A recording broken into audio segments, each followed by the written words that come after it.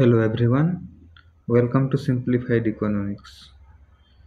So plus 2 CHSC Economics related ଆମର ଏଇଟା ହେଉଛି ତୃତୀୟ ଭିଡ଼ିଓ। ଓକେ, ଆମେ ଏଇ ଭିଡ଼ିଓରେ ଚର୍ଚ୍ଚା କରୁଛୁ କ'ଣ ପ୍ରିଭିୟସ୍ ଇୟର୍ରେ ଆମର କ'ଣ କ୍ୱେଶ୍ଚନ୍ସ ଇକୋନୋମିକ୍ସରେ ପଡ଼ିଛି, ଆଉ ଏଇ ସବୁ ହେଉଛି ଭେରି ଇମ୍ପୋର୍ଟାଣ୍ଟ। ମୁଁ ଯେତେ ବି ଟପିକ୍ସ ଚୁଜ୍ କରୁଛି, କ୍ୱେଶ୍ଚନ୍ସ ଚୁଜ୍ କରୁଛି, ସେ ସବୁ ବାରମ୍ବାର ଏକ୍ଜାମ୍ସରେ ପଡ଼ୁଛି। ସେଇଥିପାଇଁ ଧ୍ୟାନ ଦେଇକି ଦେଖନ୍ତୁ, ନିଶ୍ଚୟ ଏକ୍ଜାମ୍ସରେ ଏଇଟା ଆପଣମାନଙ୍କୁ ହେଲ୍ପ କରିବ। ସୋ ଚାଲନ୍ତୁ এই ଭିଡ଼ିଓକୁ ଷ୍ଟାର୍ଟ କରିବା।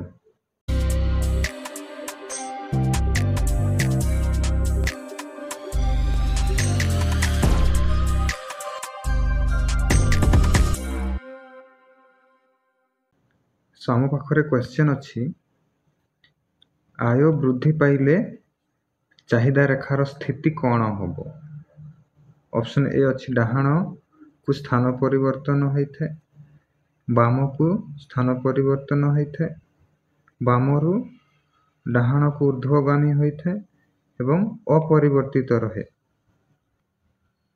ସୋ ଏଇଠୁ ଦେଖନ୍ତୁ, ଆମ ପାଖରେ ଦୁଇଟା କନସେପ୍ଟ ଅଛି।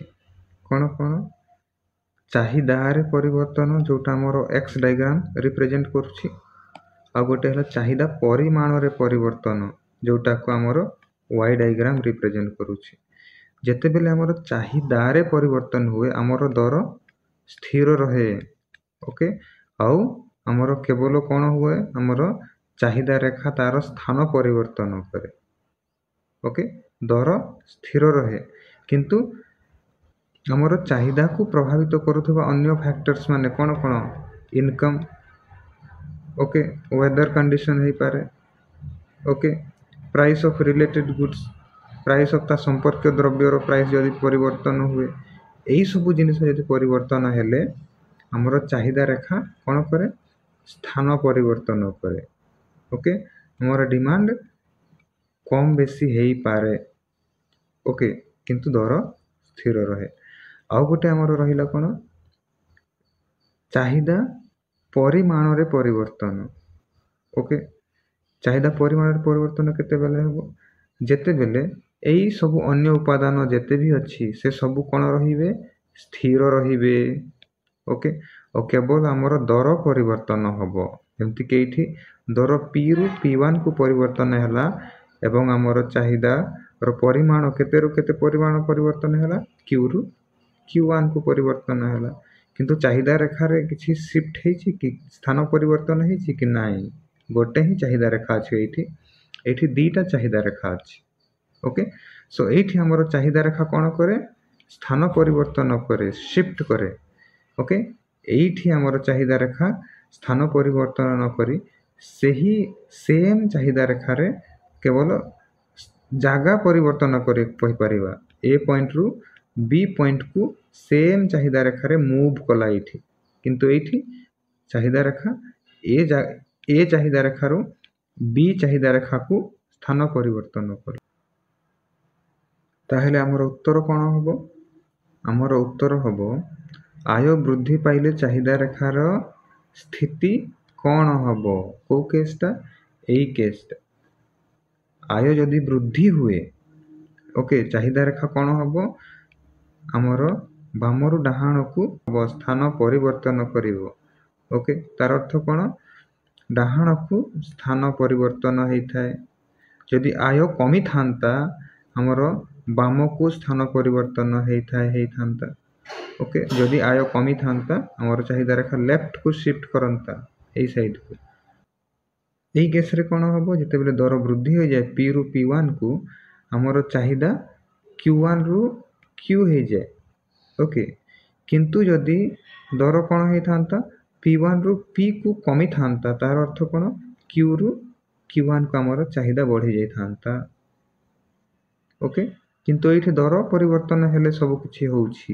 ଏଇଠି ଦର ସ୍ଥିର ରହିକି ଅନ୍ୟ ଉପାଦାନ ଗୁଡ଼ିକ ପରିବର୍ତ୍ତନ ହେଲେ କ'ଣ ହେଉଛି, ଚାହିଦା ରେଖା ଜାଗା ପରିବର୍ତ୍ତନ କରୁଛି। ତାପରେ ଆମ ପାଖରେ କ୍ୱେଶ୍ଚନ୍ ଅଛି, ଯେତେବେଳେ x ଦ୍ରବ୍ୟର ଦର ବୃଦ୍ଧି ହେତୁ y ଦ୍ରବ୍ୟର ଚାହିଦା ବଢ଼େ ସେତେବେଳେ ଦ୍ରବ୍ୟ ଦୁଇଟି କୋଉ ପ୍ରକାରର ଦ୍ରବ୍ୟ? ଓକେ, ସୋ ମନେ ରଖିବେ ଆମ ପାଖରେ ବେସିକାଲି ସଦାବେଳେ ଏକ୍ଜାମ୍ସରେ ପଡ଼ୁଛି ସେ ସବୁ ଦ୍ରବ୍ୟ ଗୁଡ଼ାକ ହେଲା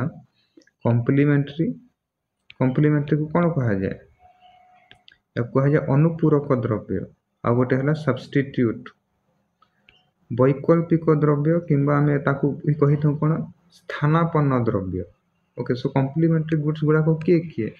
ଯେଉଁ ଦ୍ରବ୍ୟ ଗୁଡ଼ାକ ଆମେ କ'ଣ ସାଙ୍ଗରେ ବ୍ୟବହାର କରିଥାଉ, ଯେମିତିକି ଜୋତା, ଓକେ, ସୁ ଆଣ୍ଡ ସକ୍ସ, ଜୋତା ଆଉ ସକ୍ସ, याକୁ ଆମକୁ ସାଙ୍ଗରେ ବ୍ୟବହାର କରିବାକୁ ପଡ଼ିବ। ଯଦି ଜୋତା କିଣିବ ତାର ଅର୍ଥ କ'ଣ ଆପଣମାନଙ୍କୁ ସକ୍ସ ବି କିଣିବାକୁ ପଡ଼ିବ। ଓକେ, ତ ଏଇ ସବୁ ଗୁଡ୍ସକୁ ଆମେ କହିଥାଉ କମ୍ପ୍ଲିମେଣ୍ଟାରୀ ଗୁଡ୍ସ କିମ୍ବା ଅନୁପୂରକ ଦ୍ରବ୍ୟ।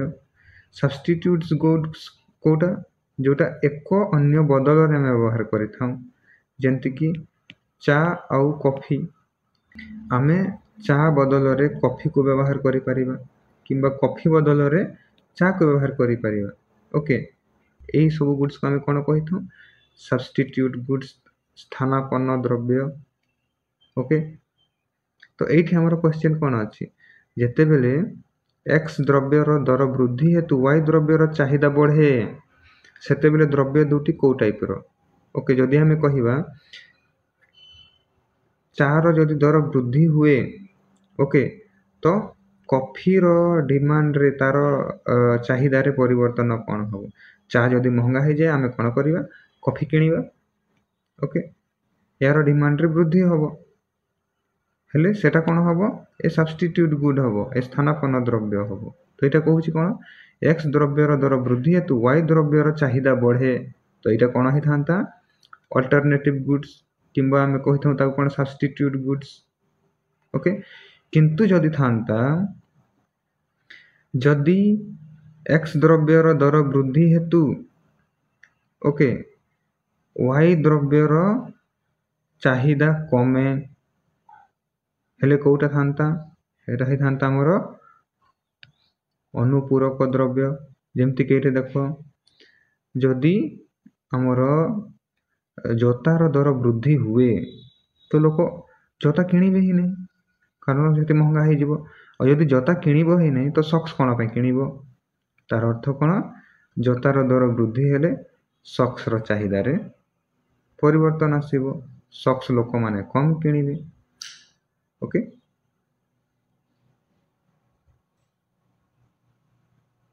ତାପରେ ଆମ ପାଖରେ କ୍ୱେଶ୍ଚିନ୍ ଅଛି, ଯେତେବେଳେ ସୀମାନ୍ତ ଆୟ ହାରାହାରି ଆୟ ଠାରୁ କମ୍ ହୁଏ ହାରାହାରି ଆୟ କ'ଣ ହେବ? ସ୍ଥିର ରହେ, ବୃଦ୍ଧି ପାଏ, ହ୍ରାସ ପାଏ, ଶୂନ ହୁଏ। ଏଇଠି ଦେଖ, ହାରାହାରି ଆୟ କାହାକୁ କୁହାଯାଏ?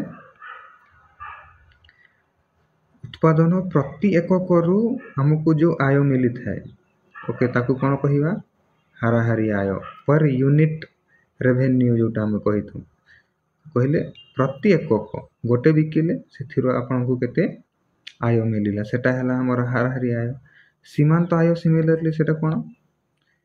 ଉତ୍ପାଦର ଏକ ଅତିରିକ୍ତ ଗୋଟେ ଏକ୍ସଟ୍ରା ଯେତେବେଳେ ଆମେ ବିକ୍ରି କଲେ ଆଉ ସେଥିରୁ ଯେଉଁଟା ଆୟ ଆମକୁ ମିଳିଲା ସେଟା ହେଲା ଆମର ସୀମାନ୍ତ ଆୟ, ଅତିରିକ୍ତ ଏକକରୁ ମିଳୁଥିବା ଆୟ। ଓକେ, ସିମିଲାରଲି ମୋଟ ଆୟଟା କ'ଣ?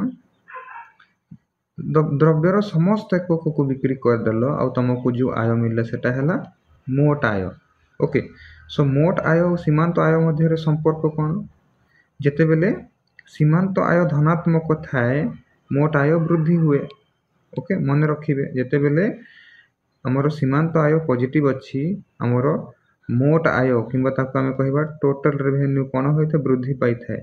କିନ୍ତୁ ସୀମାନ୍ତ ଆୟ ଋଣାତ୍ମକ ହେଲେ ମୋଟ ଆୟ ହ୍ରାସ ପାଏ। ଓକେ, ମନେ ରଖିବେ, ସୀମାନ୍ତ ଆୟ ଯଦି ଋଣାତ୍ମକ ହୁଏ ମୋଟ ଆୟ ହ୍ରାସ ପାଏ। ଓକେ, ତାପରେ ଯେ ହାରାହାରି ଆୟ ଓ ସୀମାନ୍ତ ଆୟ ମଧ୍ୟରେ ସମ୍ପର୍କ କ'ଣ? ଓକେ, ମନେ ରଖିବେ ଗୋଟେ ଜିନିଷ ଏଇଠି, ପୂର୍ଣ୍ଣ ପ୍ରତିଯୋଗିତାମୂଳକ ବଜାର ଯଦି ସେଟା ଥାଏ, ଓକେ, ଯଦି ସେଟା ଏକ ପୂର୍ଣ୍ଣ ପ୍ରତିଯୋଗିତାମୂଳକ ବଜାର, ସେଇଠି ଆମର କ'ଣ ଏଭରେଜ ରେଭେନ୍ୟୁ ଏବଂ ମାର୍ଜିନାଲ ରେଭେନ୍ୟୁ ସମାନ ଥାନ୍ତି। एवरेज रेवेन्यू माने कौन हाराहारी आय एवं सीमांत आय पूर्ण प्रतियोगितामूलक बजार समान था किंतु जदि सेटा गोटे असंपूर्ण प्रतियोगितामूलक बजार सेठी कौन हम आमर आमर हाराहारी आय ठारू सीमांत आय न्यून होता है से जदि सेटा गोटे असंपूर्ण प्रतियोगितामूलक बजार आमर यही टाइप डायग्राम तुम देखा पाइब ओके एटा होछि हमर एवरेज रेवेन्यू एटा होछि हमर मार्जिनल रेवेन्यू तार अर्थ कोन हाराहारी आय ठारू मार्जिनल रेवेन्यू हमर कोन हेथे न्यून हेथे ओके तो हमर उत्तर कोन होबो जेते बेले सीमांत आय हाराहारी आय ठारू कम हुए ओके जेते बेले सीमांत आय एमआर हमर एआर ठारू कम हुए ओके हाराहारी आय कोन होबो हाराहारी आय कोन होबो ह्रास पाइबो फॉल्स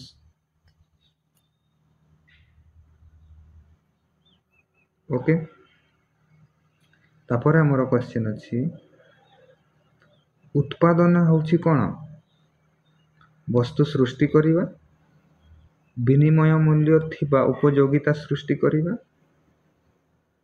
मानवीय अभाव गुड़िकर संतोष निधान करिवा किंबा मेकिंग फैक्टर्स मोर प्रोडक्टिव आमे तार उत्पादकता बढ़ाउछु कहारो हमर उत्पादन रो साधन गुड़ा कोटा तो प्रोडक्शन कहिले किंबा उत्पादन कहिले कोन विनिमय पाई उद्दिष्ट द्रव्य एवं सेवार प्रस्तुति को कोन कहा जाय उत्पादन कहा जाय किंबा विनिमय मूल्य थिबा उपयोगिता सृष्टि करिवा को ही कोन कहा जाय उत्पादन कहा जाय विनिमय मूल्य थिबा उपयोगिता सृष्टि करिवा ओके वस्तु सृष्टि नुह आमे कोनोसी वस्तु को सृष्टि करि परिबानी ऑलरेडी गोटे वस्तु अच्छी से वस्तु रे आमे कोन करूछु विनिमय मूल्य थिबा उपयोगिता सृष्टि करूछु जेमति कि हम पाखरे अंडा अच्छी ओके अंडा रे कोन विनिमय मूल्य आमे सृष्टि करूछु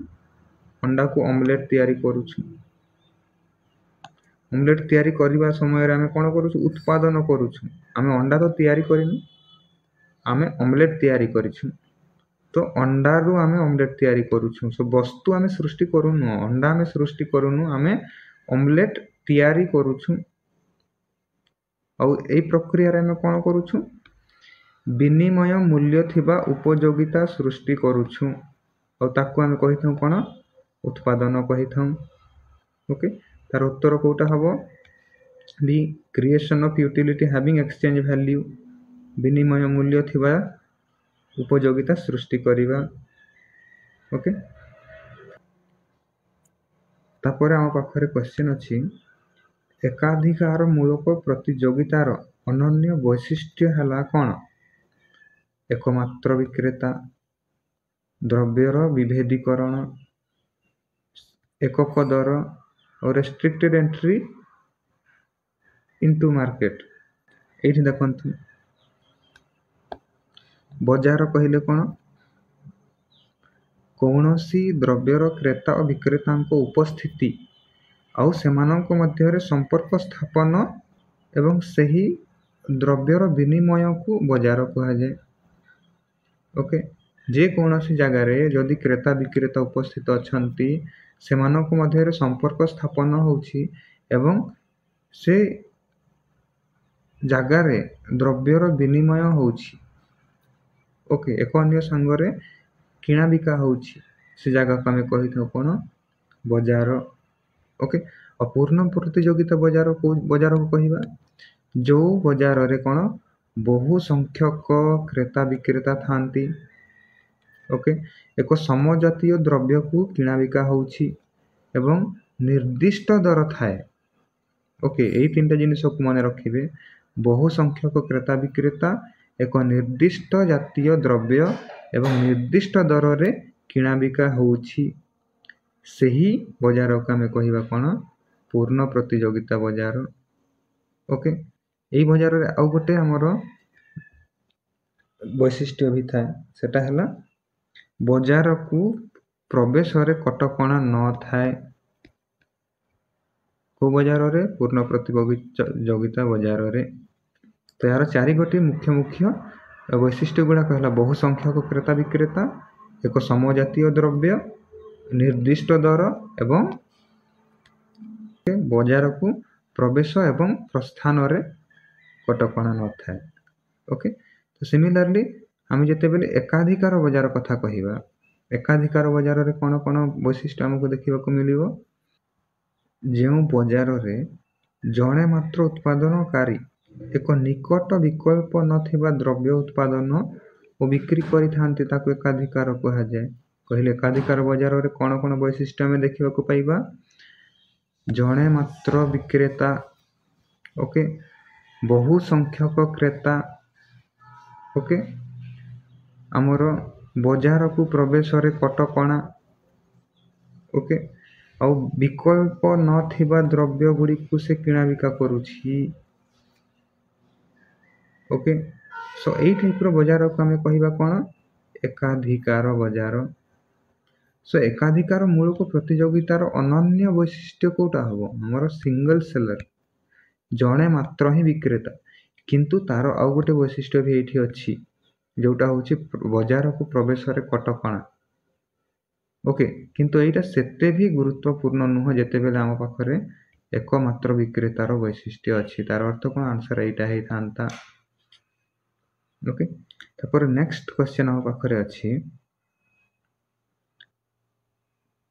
निम्नलिखित मध्यरु केउटी व्यष्टि अर्थनीति सहित संपृक्त। ओके, जातीय आय, उपभोक्तार प्रवृत्ति तत्व, साधारण दर स्तर और एग्रीगेट एम्प्लॉयमेंट। कोटा व्यष्टि अर्थनीति कहिले कोन, यह अर्थशास्त्र सही शाखा को बुझे जहाँ अर्थव्यवस्थार विभिन्न निष्पत्ति ग्रहणकारी एकक, ओके, यथा निर्दिष्ट उपभोक्ता, परिवार, प्रतिष्ठान इत्यादि अर्थनैतिक कार्यकलाप संपर्क रे विश्लेषण करिथाए। ओके, सो व्यष्टि अर्थनीति कहार अर्थनैतिक कार्यकलाप संपर्क रे कहिथाए।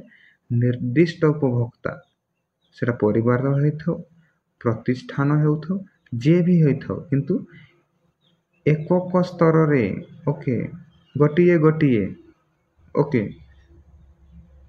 जेते बेले अर्थनैतिक कार्यकलाप संपर्क रे विश्लेषण करिथाए ताको आमे कहिथौ कोन व्यष्टि अर्थनीति। सिमिलरली समष्टि अर्थनीति कोन, यह अर्थशास्त्र सही शाखा को बुझाए जहाँ अर्थव्यवस्थार मोट उत्पाद, ओके, जातीय आय, सामूहिक नियोजन, हाराहारी दर, ओके, यही सब विषय रे जेते बेले आमे अर्थनैतिक कार्यकलाप संपर्क विश्लेषण को स्टडी करिथाउ। ओके, सेटा हवा हमर कोन समष्टि अर्थनीति। कहले सब जिनिस को मिसई दे कि जेते बेले आमे अध्ययन करिथाउ, अर्थशास्त्र रो अध्ययन करिथाउ ताको आमे कहिथाउ कोन समष्टि अर्थनीति। जेंति कि हमर मोट उत्पाद कहले कोन सारा देशर समस्तंकर उत्पाद को आमे जेते बेले मिसई देथाउ हमर कोन हे समष्टि अर्थनीति। जातीय आय कहले कोन समस्तंकर आय को जेते बेले आमे मिसई देउ हेले आमे पाइथाउ कोन जातीय आय। ओके, हाराहारी दर कहले कहार निजर दर नुह, हाराहारी जोटा कि हाराहारी रहउछि, ओके, जनरल। ओके, तो एही सब विषय रे आमे जेते बेले अध्ययन करिथाउ ताको आमे कहिथाउ कोन समष्टि अर्थनीति। और जेते बेले एकक कहले जदि ए अछि, ए रो विषय रे तार निर्दिष्ट आचरण विषय रे जेते बेले अध्ययन करिबा सेटा हो व्यष्टि अर्थनीति। ओके, सिमिलरली बी रो निर्दिष्ट एकक किंबा तार विषय रे जेते बेले आमे अध्ययन करिबा सेटा हो हमर व्यष्टि अर्थनीति। किंतु जेते बेले दुई जनक विषय रे एका संग रे अध्ययन करिबा सेटा हो हमर समष्टि अर्थनीति। सो एठी उत्तर कोन होबो, निम्नलिखित मध्यरु केउटी व्यष्टि अर्थनीति सहित संपृक्त। व्यष्टि अर्थनीति कहले एकक स्तर रे, सो एकक स्तर रे कहले जातीय आय हमर एकक स्तर नुह, साधारण दर स्तर एकक नुह, एग्रीगेट एम्प्लॉयमेंट एकक नुह, हमर उपभोक्तार वृद्धि तत्व कहले गोटिए उपभोक्तार किंबा जे कोनोसी उपभोक्तार विषय रे आमे जेते बेले कथा कहउछु। ओके, इंडिविजुअल ସେଟା ହେଇଯିବ କ'ଣ ବ୍ୟଷ୍ଟି ଅର୍ଥନୀତି। ତ ଉତ୍ତର ଏଇଟା ହେଇଥାନ୍ତା। କିନ୍ତୁ ଏଇଟା ଆମର ସମଷ୍ଟି ଅର୍ଥନୀତିର ଗୋଟେ ପରିସର। ଏଇଟା ବି ହେଉଛି ଆମର ସମଷ୍ଟି ଅର୍ଥନୀତିର ଗୋଟିଏ ବିଷୟବସ୍ତୁ। ଏଇଟା ବି ଆମର ସମଷ୍ଟି ଅର୍ଥନୀତିର ଗୋଟିଏ ବିଷୟବସ୍ତୁ। ଓକେ, ସୋ ସମଷ୍ଟି ଅର୍ଥନୀତି ଆଉ ବ୍ୟଷ୍ଟି ଅର୍ଥନୀତିର ବିଷୟବସ୍ତୁରେ କ'ଣ କ'ଣ ଆସୁଛି ଧ୍ୟାନ ସେ ଟିକେ ଦେଖିବେ। ଓକେ, ଓ ବଜାରର ପ୍ରକାର ଭେଦ କ'ଣ କ'ଣ ଅଛି ଧ୍ୟାନ ସେ ଦେଖିବେ। ସମଷ୍ଟି ଓ ବ୍ୟଷ୍ଟି ଅର୍ଥନୀତି ମଧ୍ୟରେ ପାର୍ଥକ୍ୟ କ'ଣ ଅଛି ଧ୍ୟାନ ସେ ଦେଖିବେ। ଓକେ, ଏଇସବୁ ବାରମ୍ବାର ଏକ୍ଜାମ୍ସରେ ପଡ଼ୁଛି।